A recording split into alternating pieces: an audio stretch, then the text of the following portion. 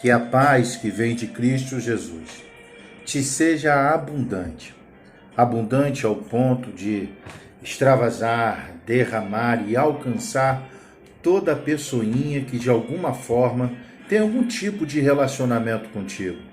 Quer seja um relacionamento profundo, íntimo, ou superficial e raso, de qualquer forma, que esta paz flua através de você e alcance vidas, para que elas experimentem a paz que vem de Cristo Jesus. E eu lhe desejo isso, porque se caso isso ocorrer, é um sinal muito forte de que você é pacificado em Cristo Jesus. Se fazendo então concretizar a palavra que está escrita, que Deus está em Cristo reconciliando, ou seja, pacificando o homem consigo mesmo. Isso é sinal de que você é de Deus. E por que isso seria tão importante? É importante pelo fato de que você hoje observa o meio evangélico e essa não é uma realidade. As pessoas não estão pacificadas, quer sejam elas pequenas e anônimas ou grandes e famosas. Na sua grande maioria, falta pacificação na alma, no espírito, no coração, na mente. Basta você olhar para as redes sociais que você verá gritando essa realidade diante dos seus olhos. Por esses dias, minha esposa, estávamos deitados na cama e ela me mostrou algo que estava acontecendo no Facebook. Era uma live ao vivo. Mano, você precisava ver. Alguém estava dando uma consulta gospel ali para as pessoas. Tinha um pratinho, não sei se era com água ou azeite que tinha ali dentro. Eu só sei que ele botava a mão, o indivíduo botava a mão nesse pratinho e começava a entregar um mistério em cima do outro. E quando você olhava para os comentários dos vídeos, as pessoas estavam pavorosas, desesperadas, carentes, angustiadas. Frases do tipo: Deus fala comigo. Estou precisando desesperadamente de uma palavra de Deus. Aí o indivíduo que estava fazendo a live dizia assim: as primeiras 10 pessoas que compartilhar esse vídeo, eu vou entregar um mistério da parte de Deus. E em poucos segundos, mais de 10 pessoas compartilhando aquela live. E você vai percebendo que essas pessoas estão totalmente desesperadas, sem um pingo de pacificação no ser. Porque se estivessem pacificadas por Cristo Jesus, estariam no mesmo estado de espírito de Paulo, quando escreveu: tanto sei ter necessidade, como sei ter abastança. Tanto sei ser humilhado, como sei estar exaltado. Tudo posso naquele que me fortalece. Porque, a despeito das dificuldades que estamos vivenciando, uma coisa não podemos perder: é a paz, é a pacificação. Porque ela não está condicionada às circunstâncias atenuantes que estejam ao redor de nossa vida. Mas antes, ela excede todo o entendimento, porque a nossa paz é Cristo. É Cristo a nossa paz. Podemos todas as coisas nele, porque a sua paz, a sua pessoa, ela nos fortalece. Percebemos então que essas pessoas estão desesperadas e não pacificadas, assim como também os produtores dessas lives, porque necessitam, se estiverem mal intencionados, estiverem ali simplesmente mentindo, simplesmente se aproveitando das carências e desespero das pessoas, eles o fazem porque não são pacificados, eles se sentem bem te anferindo vantagem do desespero, da carência, da falta de conhecimento e informação das outras pessoas. Se não mal intencionados, se estiverem apenas emocionados, também a falta de pacificação, porque há uma necessidade voluptuosa de serem usados por Deus, quando deveria era ter quietude e paz de espírito, porque se Cristo habita em nós, e foi Ele quem disse, ninguém vem a mim sem que o Pai o tenha enviado, basta acalmarmos o nosso coração e estarmos atentos às oportunidades, porque o próprio Deus envia necessitados. Deus os envia, é só deixarmos fluir a vocação na qual fomos vocacionados, para que Deus assim então seja glorificado. Não precisamos sair por aí como Indiana Jones atrás da arca perdida, quer para ser usado, quer para receber algum tipo de virtude de Deus. Ele mesmo trata ou de enviar ou de trazer pessoas para que o seu nome seja então glorificado. Mas isso não é privilégio de pessoas anônimas e desconhecidas. Se você olhar para a mesma mídia social, você vai ver gente famosa que também não é nem um pouquinho pacificada. Estive acompanhando esses dias a proibição do uso do celular nos cultos. Uma questão ínfima, pequena demais, que acredito que bastaria o bom senso de seres humanos adultos para ser equilibrada sem que ninguém tivesse que falar alguma coisa. Mas já que foi abordado, vamos apenas pensar em algumas hipóteses. Imagina dizer que o celular tem que ser desligado porque culto requer total entrega de corpo, alma e espírito. O que me traz então a ideia de que culto começa a partir do evento litúrgico que está acontecendo no local de encontro. Ali acendeu-se a luz da capela e começou-se o culto à divindade. Quando, na verdade, para quem compreendeu o Evangelho, sabe muito bem que o culto a Deus, o grande cenário, o grande templo, é a vida. Em tudo se louva a Deus, em tudo se adora ao Senhor, em tudo se cultua o nome daquele que é e vive para todo sempre. O cenário é a vida. O culto, ele nunca termina. O culto é prestado no cotidiano de nossas vidas e o altar é sempre o próximo. Não são 2 horas em algum encontro, mas o culto é o tempo inteiro, ele nunca acaba, ele é ininterrupto. Mas, além disso, imagine você, entrou no lugar de encontro, vai prestar o teu culto ali durante 2 horas e você desliga o celular. E exatamente nesta hora, alguém tenta entrar em contato com você necessitado de um socorro que não se pode esperar. E exatamente pelo fato do teu celular estar desligado, você não pôde funcionar como um instrumento de Deus para um socorro, para servir de um porto seguro, de um consolo, e por conta disso ocasionou consequências que serão irremediáveis para quem precisava de consolo, para você que poderia ter sido o socorro e para aqueles que de forma conjunta dividem a vida com vocês. Tudo por causa de 2 horas. E a argumentação é tosca.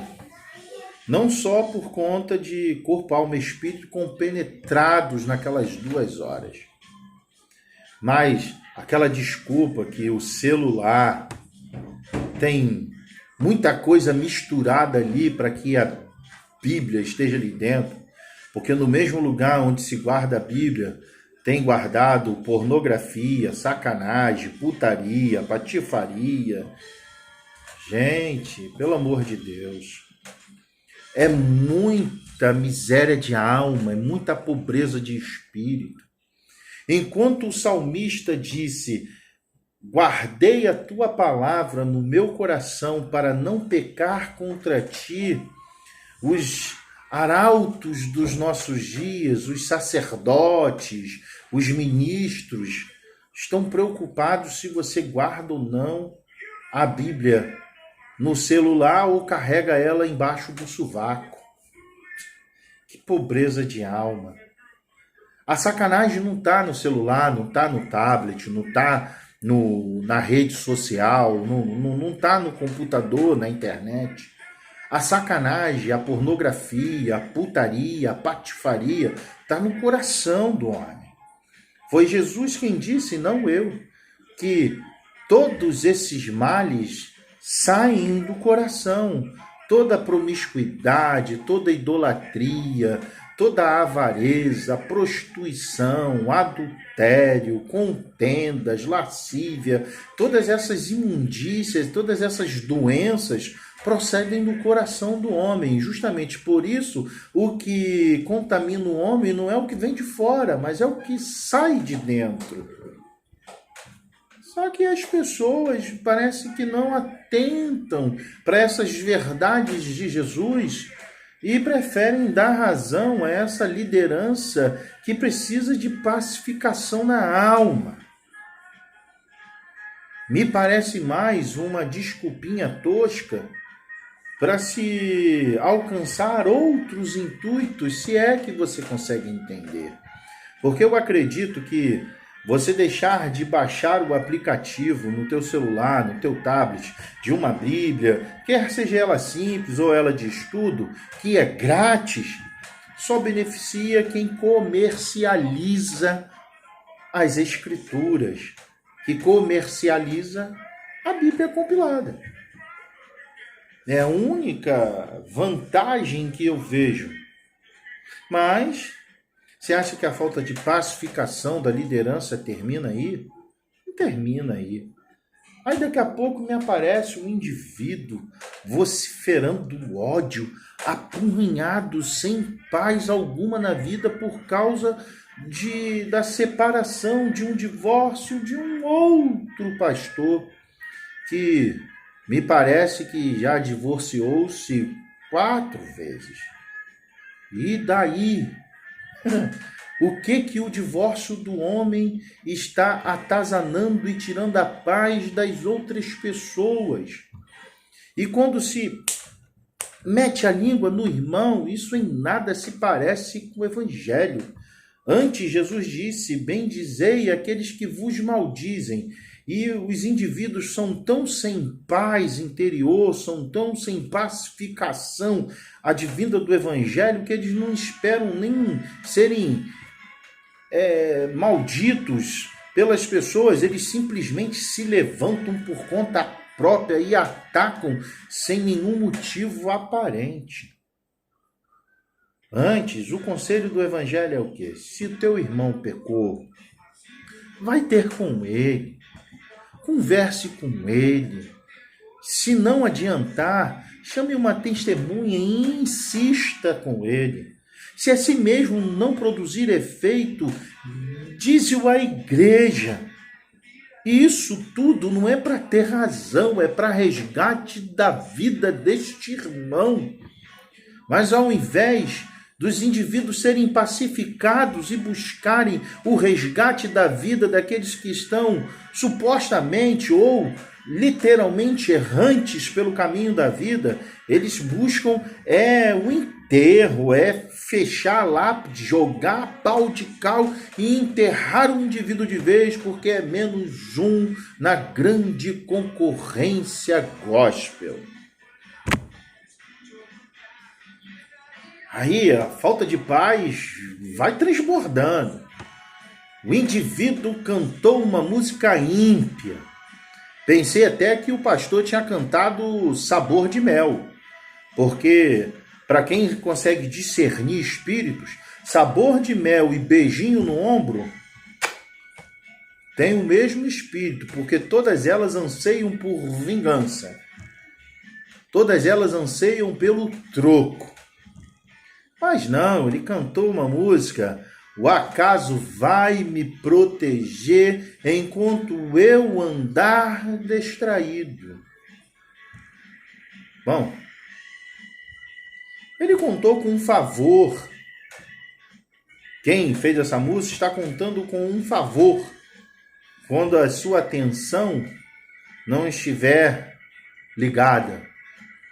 Para nós que cremos no Evangelho, sabemos que a imperfeição faz parte do nosso cotidiano. E quando nós não estamos atentos, é o favor de Deus que nos protege. Para nós que conhecemos o Evangelho, chamamos de favor de Deus. Para autores que não comungam da mesma fé, eles chamam de acaso. Mas aonde que está a impiedade da música? Música é música. Existe música ruim, existe música boa. Fato é que o negócio é desenhar um caricato de alguém que não seja digno do serviço sacerdotal. E você acha que a falta de pacificação fica por aí? Não. Teve alguém também do meio evangélico que teve a audácia, segundo esses seres não pacificados, de falar bem, de dar ênfase às virtudes de um padre. E daí? Então quer dizer que a soberba evangélica é tão grande ao ponto de acreditar que virtudes só podem transitar no meio evangélico protestante? É muita soberba, é muita empáfia, é muita ousadia, é muita ignorância acreditar num negócio desse. E vou lhe dizer, hein? Se 90% dos pastores fossem apenas 10%, por exemplo, do padre Fábio de Mello, o cenário evangélico protestante seria outro. Toda virtude, todo dom perfeito desce dos céus direto do Pai das luzes. Tudo é manifesto por Deus, qualquer dom perfeito, qualquer virtude. E Deus tem que ficar amarrado, tem que ficar aprisionado no nosso contexto evangélico. Quem foi que disse que Jesus era evangélico? Crente. Ninguém nunca disse, ele nunca falou isso a respeito de si mesmo. Antes ele disse que ser salvador de todo aquele que lhe invocar o nome. Jesus é salvador, como disse Paulo, de judeus, de gregos, de romanos, de todo homem, de toda mulher que nele crê. O juízo escatológico não pertence a nós outros. O que pertence a nós é o juízo crítico a respeito dos frutos das árvores. É isso que devemos analisar, é justamente isso que estamos a fazer agora. Virtudes podem fluir, querido e querida, de qualquer pessoa. Jesus foi quem disse: vós, sendo maus, conseguem dar boas dádivas aos vossos filhos. Quer dizer, até dos maus podem fluir coisas boas, porque até os maus conseguem gostar, amar. Como podemos, então, determinar que somente um segmento religioso, social, pode fluir virtudes? Há muita gente boa em tudo quanto é lugar. A gente vai encontrar gente boa no meio evangélico, no meio espírita, no meio católico, ubandista. Há gente boa até dentro do presídio. Há gente boa em tudo quanto é lugar. Porque Deus é como Espírito. Porque Ele é Espírito. Então Ele sopra onde quer. Ninguém sabe de onde vem nem para onde vai, mas todos ouvem a sua voz. Ele não está limitado pelas cercanias da religiosidade cristã evangélica. Mas a falta de pacificação continua. Ela vai avançando, ela vai avançando. Aí, agora é que devemos procurar pessoas que nos aproximam de Deus, não pessoas que nos afastam de Deus. E isso é uma prova de que nada se conhece de Deus e que não há pacificação no espírito e na alma. Disse Jesus: vós sois sal da terra, luz do mundo. Fomos enviados por Cristo não só como ovelhas em meio a lobos, mas também fomos enviados a temperar, a trazer equilíbrio, a salgar a terra insípida. Fomos enviados a levar luz aonde houver trevas.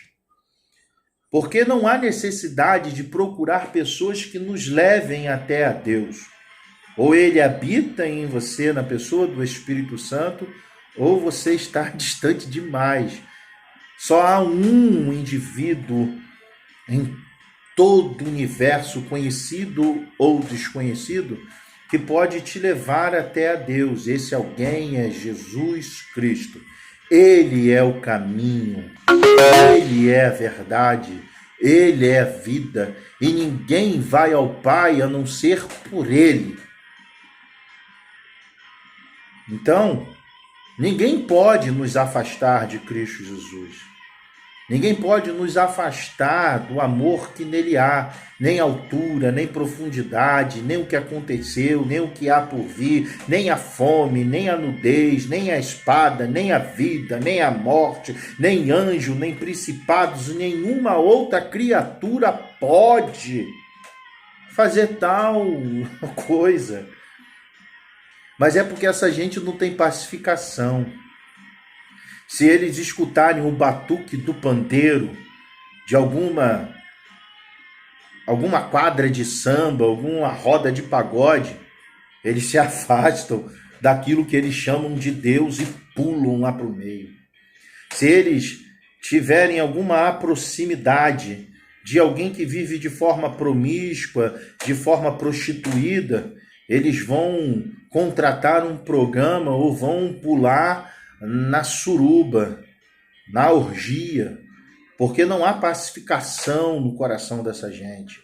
Eles não podem se aproximar de um alambique, de um copo de cerveja, do cheiro do álcool, porque senão eles vão ficar embriagados fisicamente, porque psicologicamente, porque espiritualmente eles já andam embriagados. Eles não podem passar por algum lugar onde haja a proximidade de drogas, porque senão eles vão mergulhar uma vez mais no vício, porque já andam alucinados pela vida, pela falta de pacificação. E ainda vai mais longe. Diz que tal associação reconhecer virtudes de quem é de fora do nosso meio e andar com aqueles que, ter amizade com aqueles que são diferentes de nós, é desobedecer a palavra de Deus, porque qual comunhão há entre luz e trevas? Qual comunhão há entre luz e trevas? E eles não conseguem nem entender o contexto disso daí. Comunhão em luz e trevas não existe. E não pode existir. Mas o que a gente mais percebe no meio evangélico é isso. Quando vemos pessoas que se escondem atrás do slogan do nome de Jesus Cristo, mas produzem no coração todo tipo de perversidade, verdadeiros sepulcros caiados, embelezados com uma aparência de santidade por fora, mas por dentro estão cheios de todo tipo de malícia, todo tipo de avareza, todo tipo de prostituição, todo tipo de pederastia, porque são pessoas que são incubadas. Elas já fogem dos cenários, porque senão elas vão deixar transparecer a verdade que habita dentro do coração delas. Aí acusam os nossos irmãos, amigos, católicos, de idólatras, quando os evangélicos são os mais idólatras do nosso meio. Ele cita 2 Coríntios, um desses líderes que precisam de pacificação, dizendo que não há comunhão entre luz e trevas, porque nós somos templo de Deus. Nós somos o templo de Deus. Mas, na verdade, para eles, o templo de Deus é construção de alvenaria. É cimento e areia com placa denominativa CNPJ e nome fantasia. Porque enquanto eles acusam os irmãos católicos de veneração a Maria, eles se esquecem que o templo se tornou a sua Nossa Senhora. Porque eles leem assim: a igreja, templo, é a videira verdadeira e nós somos os ramos. Quem não estiver nela não tem parte com Deus, mas todo que nela estiver, tudo que perdides, o nosso Pai o fará. Só que Jesus não disse isso a respeito do templo. Ele disse: eu sou a videira verdadeira, vós sois os ramos de meu Pai, o lavrador. Aquele que está em mim e produz frutos, o Pai limpa para que ele dê mais fruto, mas aquele que não dá fruto, o Pai arranca e lança no fogo. É nele. A simbiose é com ele. Não é com o templo. E não é só o templo, que é o objeto de culto e veneração da igreja evangélica dos nossos dias. A Bíblia também é. Ao ponto dela não poder estar no celular. Me faz lembrar Mateus 23, escribas e fariseus hipócritas que alongam as franjas de suas vestes e andam com largos filactérios.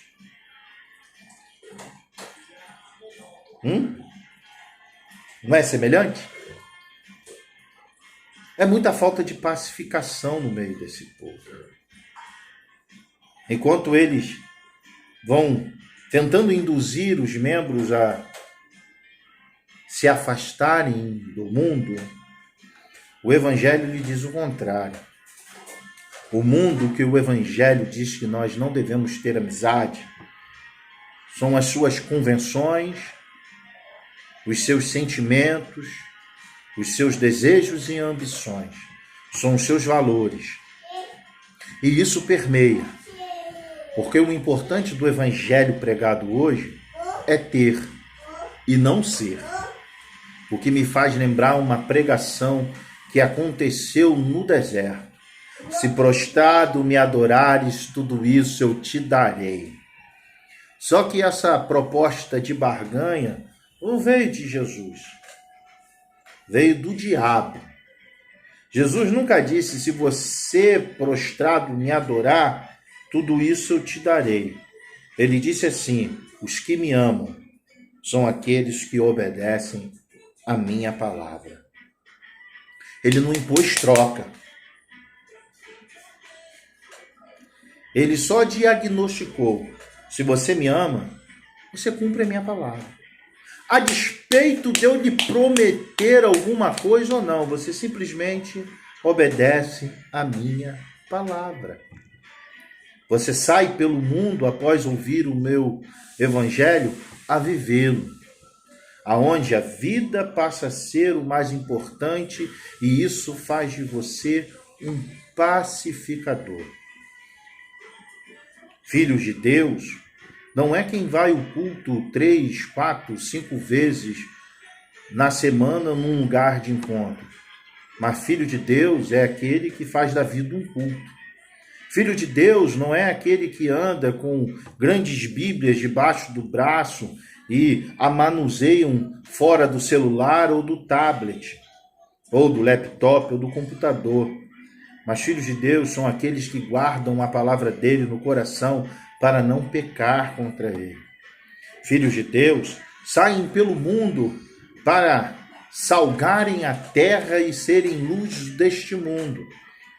Não se escondem num retiro espiritual, num clube do Bolinha e apenas se recolhe ao convívio e relacionamento com os seus iguais.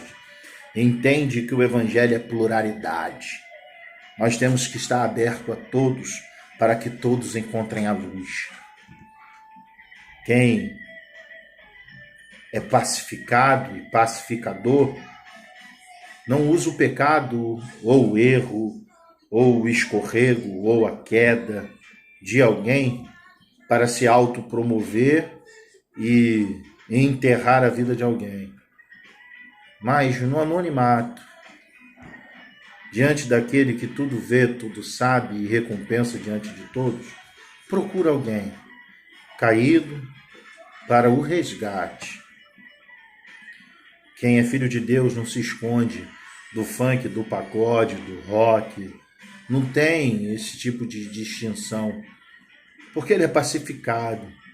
Ele sabe que isso é muito pouco para o retirar de seu equilíbrio e há impossibilidade de alguém lhe tirar das mãos daquele que ninguém pode arrebatar de suas mãos.